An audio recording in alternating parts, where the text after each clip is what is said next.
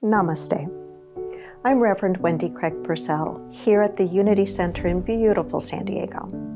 Thank you so much for subscribing to this channel. Please make sure that you like the video you've just watched and consider making a contribution on our app or on our website. It's really easy to do, and thank you in advance for that support. It does make a difference.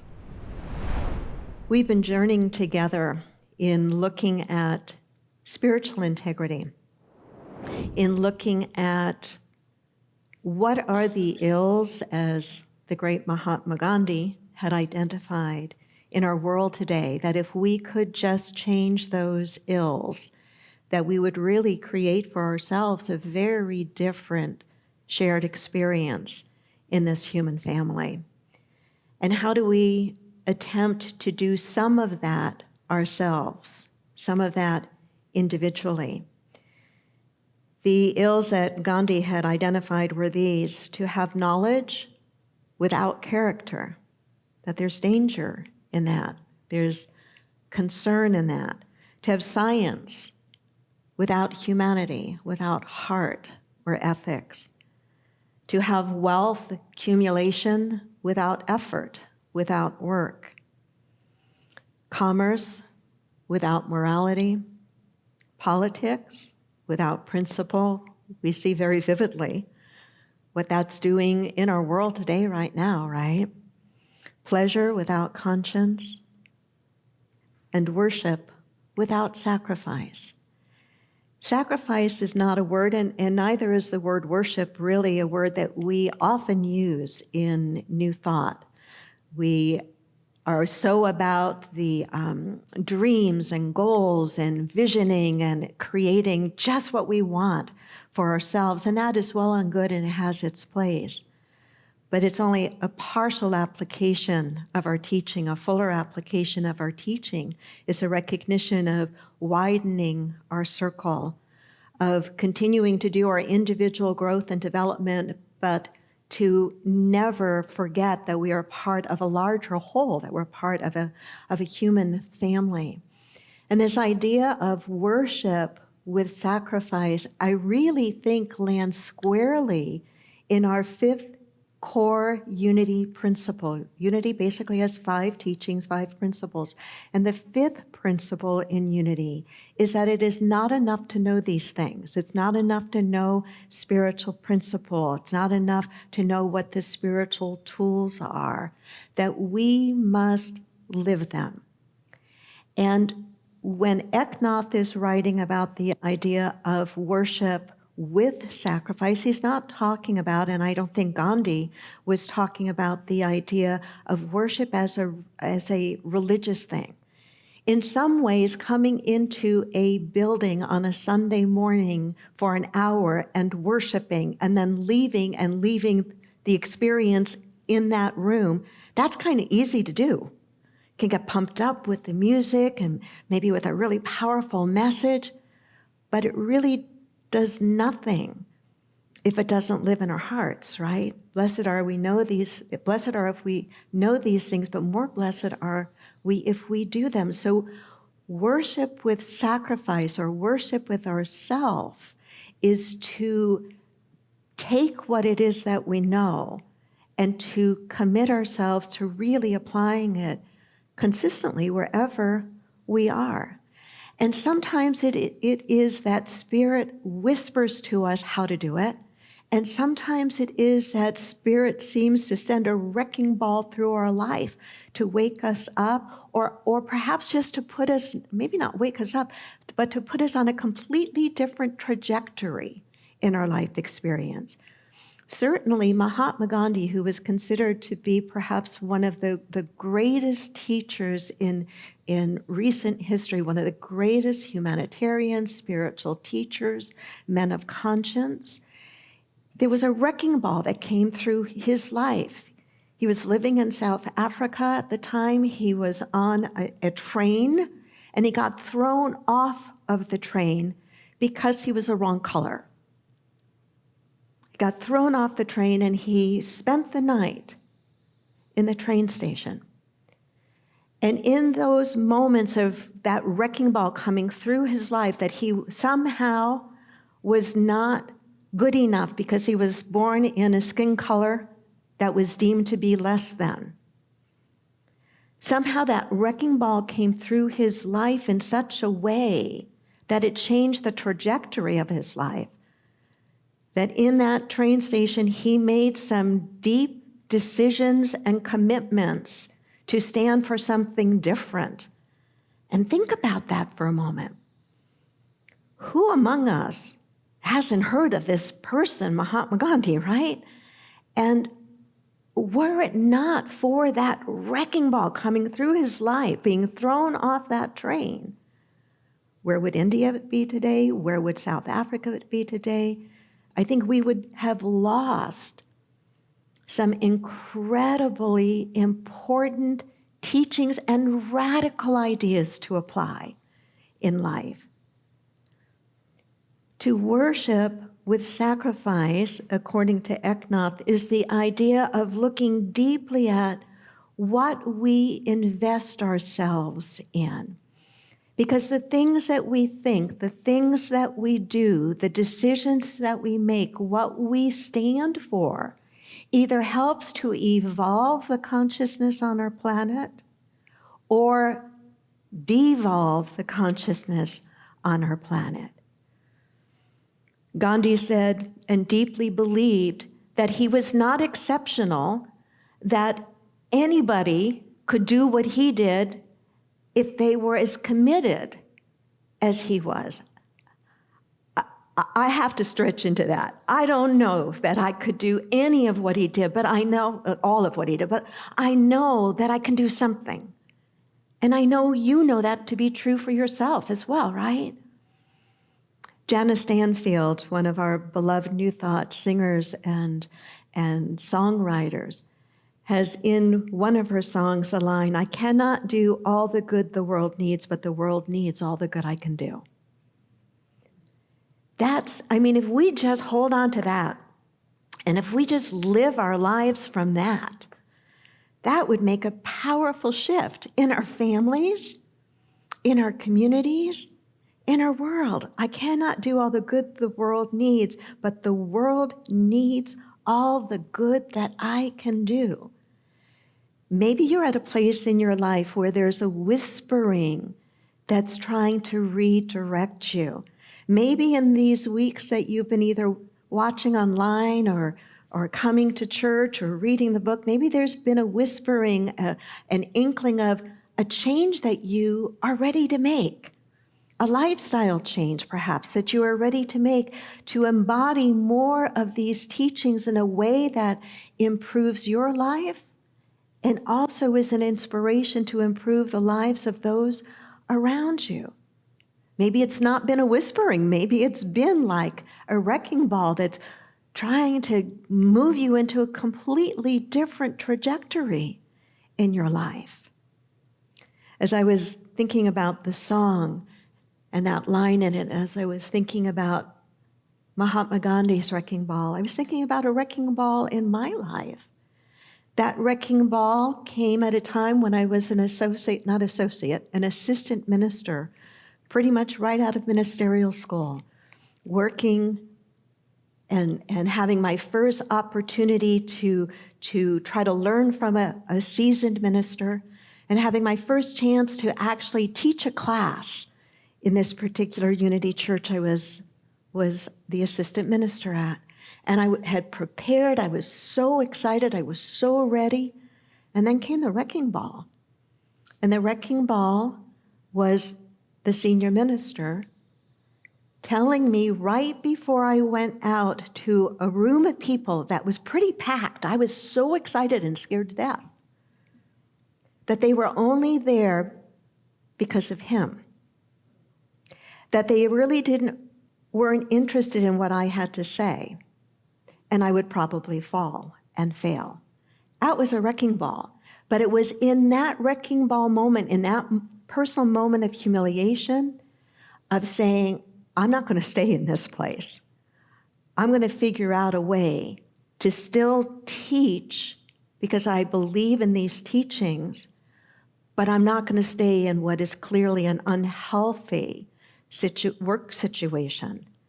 And a course of events happened rather quickly after that reminded me or allowed me to realize that the pain of staying was greater than the fear of going and starting a church really from thin air, from nothing.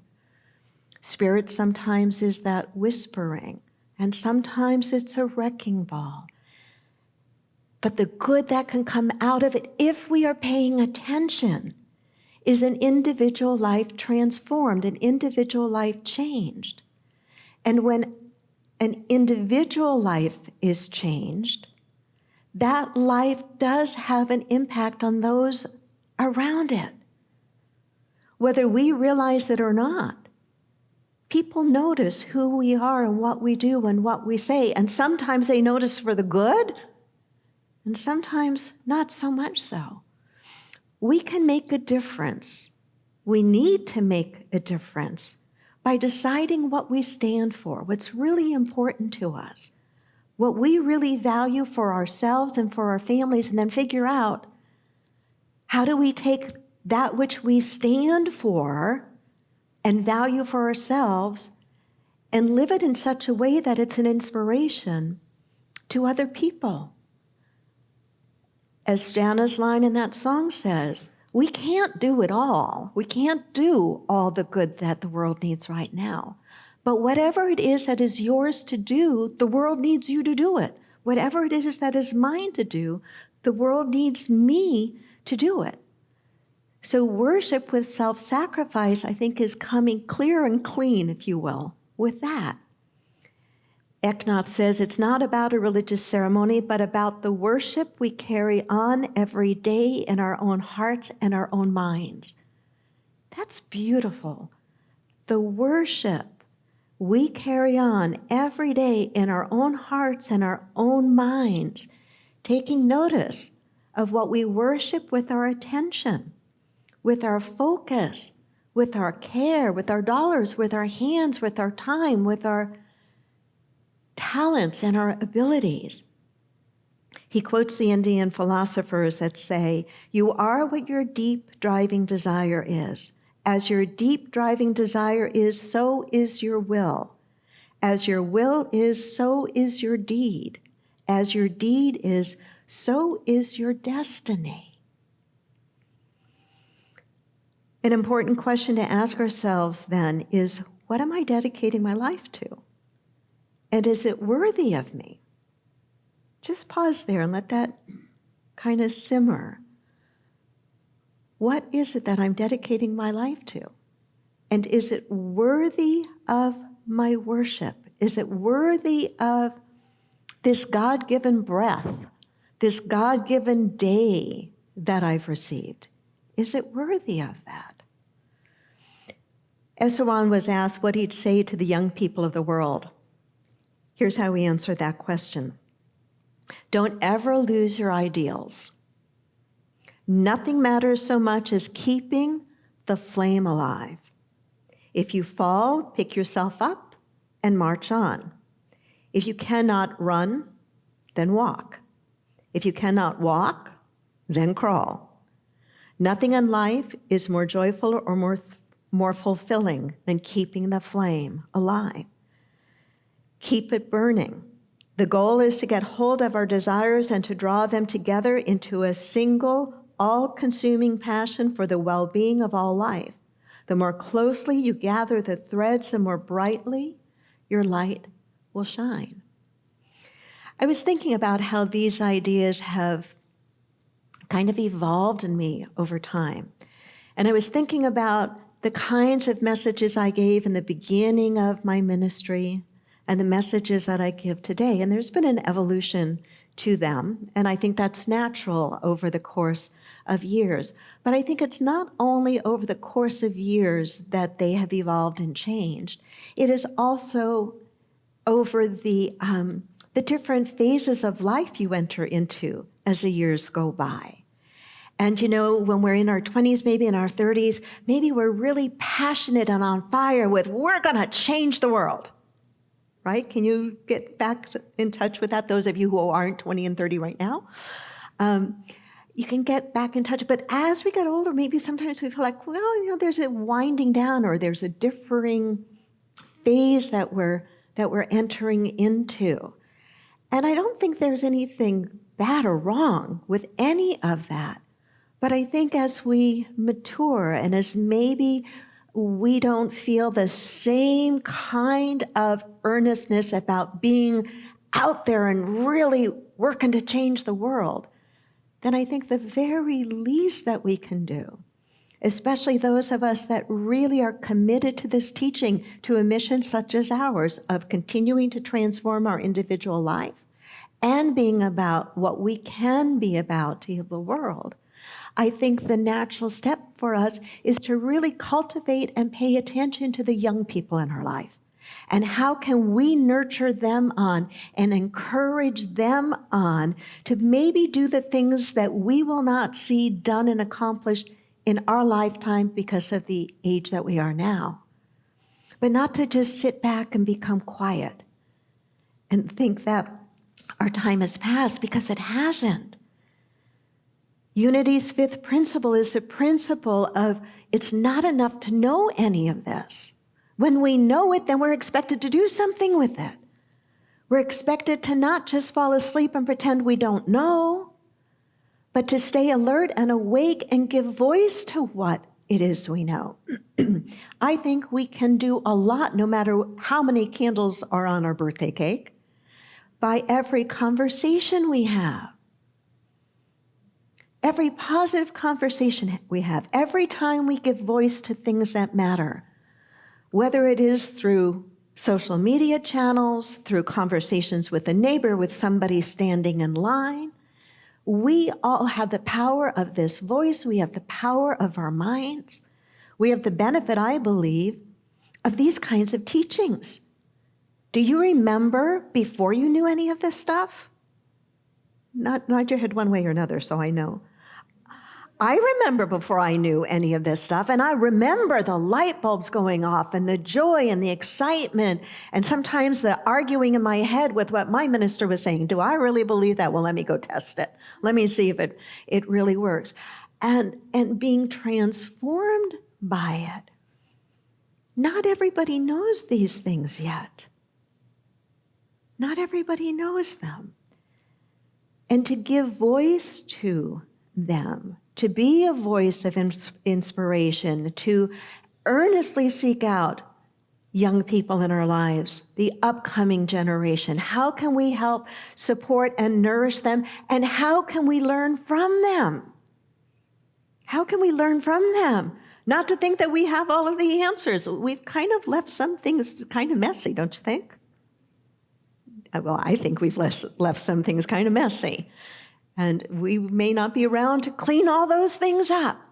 But we can certainly be earnest in supporting and encouraging the kinds of changes that can make life better for a wider circle than just for ourselves. In this chapter, Eknath, as he winds up the book and his teachings, he suggests that there are some compassionate practices for life that we can apply or look at in 4 categories.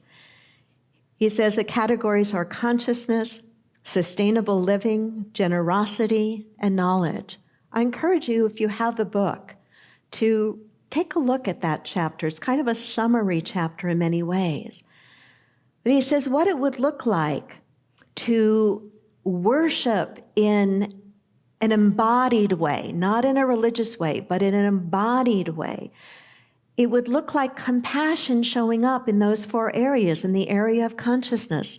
And of course, if you've been following along, you know that he's forever emphasizing the same thing we emphasize in Unity, and that's prayer and meditation. Cultivating that quiet inner life, learning to tame the mind, learning to quiet the mind, to bring the mind to a place of focus and a place of receptivity to not just our own intellectual reasoning and thinking and logic, but to cultivate the mind through practice in such a way that we can be aware of a deeper wisdom, a deeper guidance. That compassionate practice in consciousness does take the form of meditation. It does take the form of an active practice of loving kindness. We could choose every time that we get, I was at Costco 3 times in the last 2 days over Memorial Day weekend. It is not the place you want to be unless you want to have an assignment to practice loving kindness and patience. I wanted to fix beautiful halibut tonight for our family. So I'm there at 9:20 in the morning yesterday at Carmel Mountain. They are lining up everywhere. Like their carts are going to go pushing in as soon as the doors open. And there's not going to be anything left if you just don't force your way through. And I'm thinking about this lesson. And I'm thinking about, I get to choose to practice how I show up.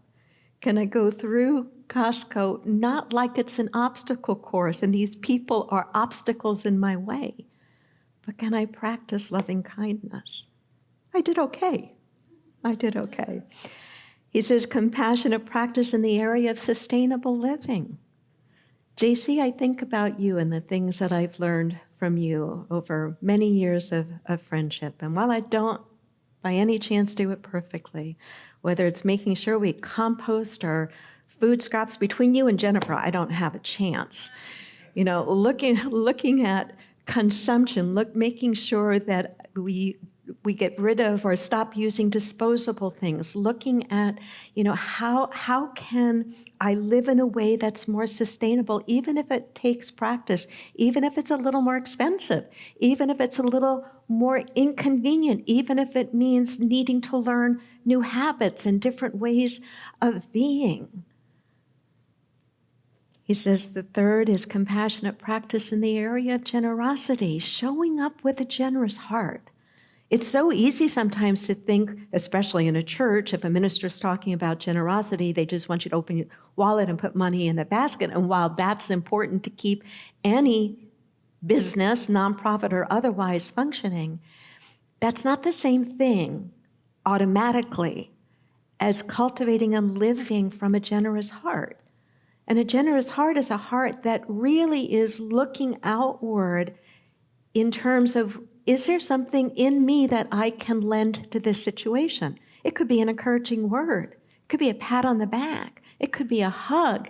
It could be loaning somebody something. It could be giving something away. It could be our time. It could be our money. But it's a way of thinking. It's a way of being. And it's a way of thinking and being that says it's not just for my family. I want to make that circle wider. And then he says that the last is a compassionate practices in the area of knowledge. And I liked that he talked about that. What he's saying is to keep learning, to keep growing, to keep the mind fresh and alive.